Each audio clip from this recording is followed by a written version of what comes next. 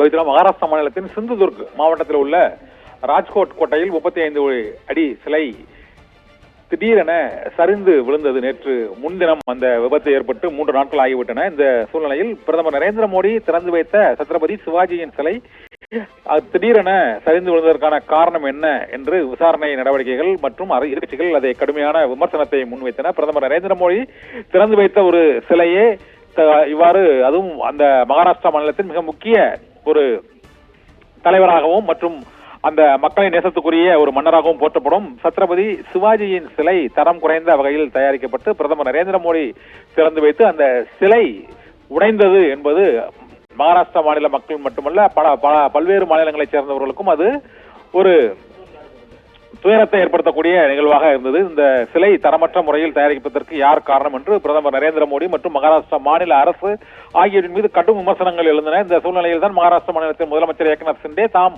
100 முறை கூட இதற்கு மன்னிப்பு கேட்க தயாராக இருப்பதாகவும் அவர் கூறியிருந்தார். இந்த சூழ்நிலையில் தான் இன்று மகாராஷ்டிராவில் நடைபெற்ற மற்றொரு நிகழ்ச்சியில் பிரதமர் நரேந்திர மோடி சத்ரபதி சிவாஜி சிலை உடைந்த விவகாரத்தில் தாமும் மன்னிப்பு கேட்பதாக அவர் தெரிவித்திருக்கிறார். இது தொடர்பாக கடற்படை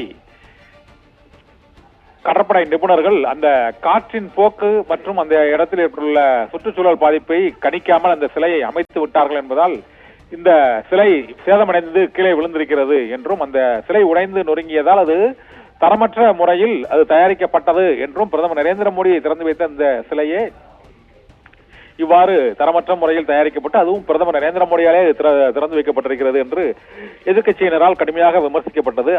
இதற்கு பதிலளித்துள்ள பிரதமர் நரேந்திர மோடி, இந்திய தாயின் மகனான சத்ரபதி சிவாஜியை அவமதிக்கும் கூட்டம் நாங்கள் அல்ல என்றும் தாங்கள் சிவாஜியை கடவுளாக போற்றுகிறோம் என்றும் இந்த சிலை உடைந்து விழுந்ததற்கு மன்னிப்பு கோருகிறோம் என்று பிரதமர் நரேந்திர மோடியே ஒரு சிலை விழுந்த விவகாரத்தில் அவர் மன்னிப்பு கோரியிருக்கிறார். இது தொடர்பாகவும் பல்வேறு சர்ச்சைகள் விமர்சனங்கள் இப்போது எழுந்திருக்கின்றன.